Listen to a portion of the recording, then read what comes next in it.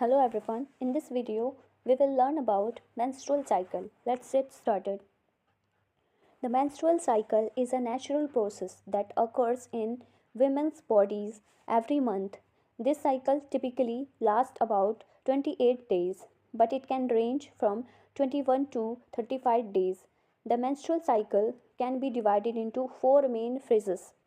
Menstrual cycle एक natural process है जो विमेंस के शरीर में हर महीने होता है।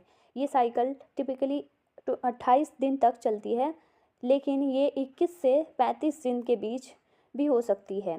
मेंस्ट्रुअल साइकिल को चार मेन फेजेस में डिवाइड किया जा सकता है।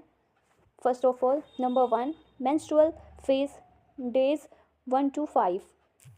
In this phase, if fertilization does not occur, the lining of the uterus endometrium sheds, which comes out as menstrual bleeding.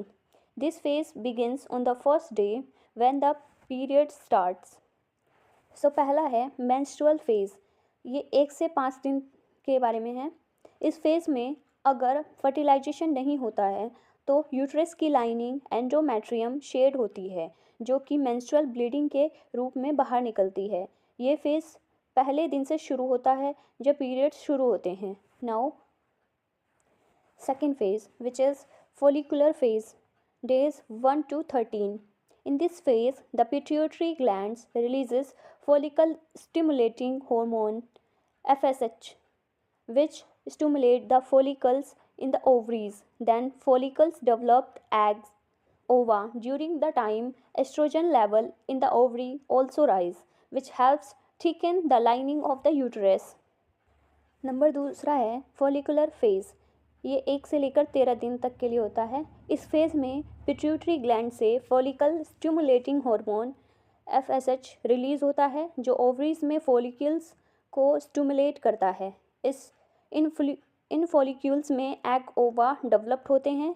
इस दौरान ओवरीज में एस्ट्रोजन हार्मोन भी बढ़ता है, जो यूटरस की लाइन को थिक करता है। Now third, ovulation, day 14. When a follicle matures, high level of estrogen trigger a surge in luteinizing hormone LH. This surge triggers ovulation, where the mature egg is released from the ovaries. This typically occurs on the 14th day of the cycle.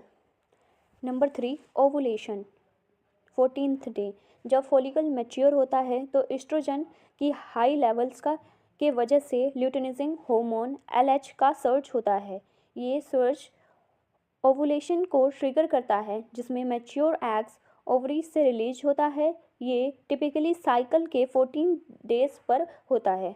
Now we discuss fourth phase, luteal phase, day 15 to 28. In this phase, the ovulated follicle transforms into the corpus luteum, which produces the hormone progesterone.